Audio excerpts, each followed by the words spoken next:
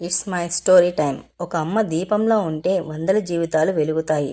ఆ ఊరు చిన్నది, పేరు పెద్దగా ఎవరికీ తెలియదు. కానీ ఆ ఊరిలో ఉన్న ఒక చిన్న మట్టిల్లు మాత్రం అందరికీ తెలుసు. ఎందుకంటే ఆ ఇంట్లో ఉండేది ఒక మహిళ, నీరజ. నీరజ చిన్న వయసులోనే భర్తను కోల్పోయింది. అప్పటికి ఆమెకు ఇద్దరు చిన్న పిల్లలు, కొడుకు చరణ్, కూతురు నిఖిత. భర్త చనిపోయిన రోజే ఊరి మాటలు మొదలయ్యాయి. ఇంకేముంది, ఈ పిల్లల భవిష్యత్ అంధకారం. వితంతువు ఇంట్లో ఎదగడం అంటే శాపమే. ఆడది ఒంటరిగా ఏమి చేయగలదు? ఈ మాటలన్నీ నీరజ చెవిలో పడ్డాయి. కానీ ఒక్కసారి కూడా ఆమె కన్నీరు పిల్లల ముందు పడనివ్వలేదు. ఆమె ఆ రోజు తన మనసులో ఒక మాట చెప్పుకుంది. నేను బలహీనంగా ఉంటే నా పిల్లలు బలహీనరవుతారు. రోజువారీ జీవితం పోరాటం. నీరజ తెల్లవారుజామున లేచేది. ఊరిలో ఇళ్లకు వెళ్ళి పనులు చేసేది. ఎవరైనా తిట్టినా, తక్కువగా చూసినా తల వంచేది కాదు. ఒకసారి ఒక ఇంటి ఆడది అన్నది, నీ పిల్లల్ని ఎక్కువ చదివిస్తే ఏమొస్తుంది? చివరికి నీ మాదిరిగానే కూలి పని చేస్తారు. నీరజ నవ్వి చెప్పింది, చదువు దరిద్రాన్ని మార్చకపోయినా ఆత్మగౌరవాన్ని ఇస్తుంది. ఆ మాటల్ని ఆ రోజు పిల్లలకు చెప్పింది.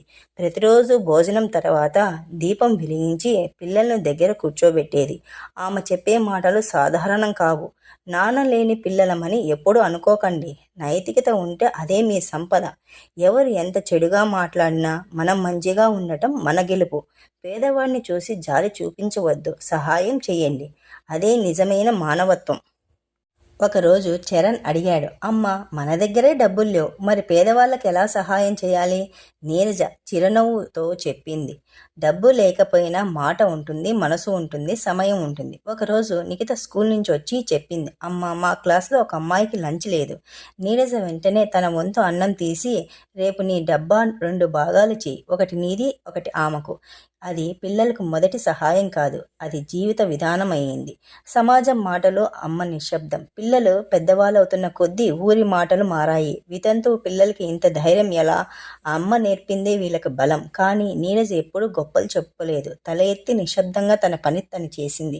చరణ్ మంచి చదువుతో ప్రభుత్వ ఉద్యోగం సాధించాడు. నిఖిత గ్రామంలో మహిళల కోసం వివిధ తరగతులు మొదలుపెట్టింది. వాళ్ళు ఎప్పుడూ ఒక మాట మర్చిపోలేదు, మన ఎదుగుదల మన కోసమే కాదు, ఇతరుల కోసం కూడా.